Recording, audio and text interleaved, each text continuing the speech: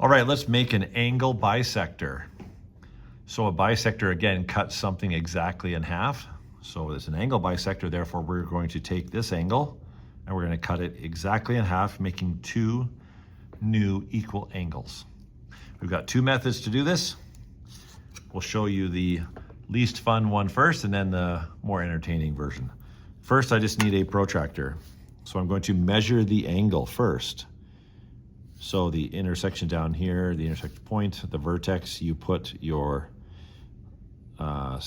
X there in the middle on that, the 0 line on here, and I read up on what my angle is, and my angle is 30 degrees.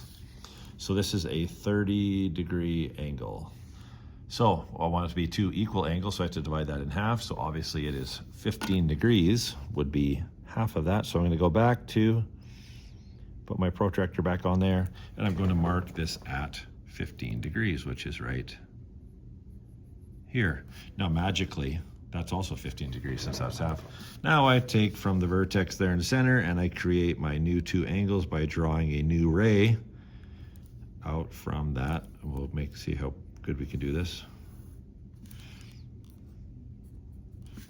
Okay, so now I have two new 15-degree angles. If I was to measure that, that one would be 15 as well. If I get myself down there, 15 degrees. Okay, I'm gonna label this now that I have these two new ones. I would write 15 degrees out here, and then I would put this label, these two little circles, to show that those are equal. That is how you do an angle bisector using a protractor. So let's do this one up here. So again, I want this to be, just to check and make sure that this actually works. Let's see what the angle is first. Okay, so this is a 65-degree angle. So let's write that in here, 65. Okay, so what should it be once we do this? Half of 65 would be 32.5 degrees. So each of these should be 32.5. Okay, here's what we're gonna do. Take your compass. This goes at the vertex. You don't want this to be too far out, but you're going to set it pretty much anywhere along this ray so you can mark on both rays. So you're gonna mark here and here. Okay, without adjusting, same spot. Now I take this and I go to that new spot on that ray, and I'm gonna draw a line out here. I'm gonna then jump over to this side, and I'm gonna also draw a line out here. So again, makes an X with our arches.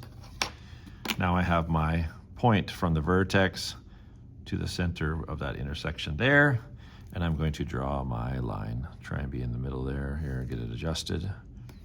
Okay, and I'm gonna draw my new ray coming out of the center.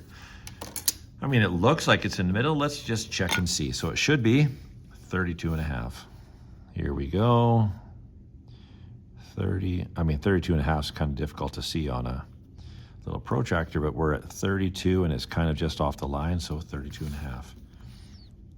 Go here, we'll get on there. 32 and that, oh, if I put on the vertex there, 32 and that just right in between the lines. So it works.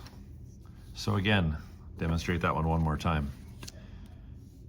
Okay, I just left it the same I did that one. Doesn't really matter where I put this. So get a mark there and a mark on this side.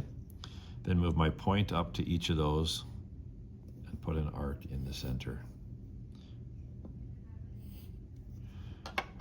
Use my ruler, up the middle, from the vertex to the middle of that X I just made, draw my new ray. Okay, now how do I label this? Well, I show that I've done it with a compass. To show that these two are equal, you put that little circles in there. Okay, just like we did here. So that is an angle bisector.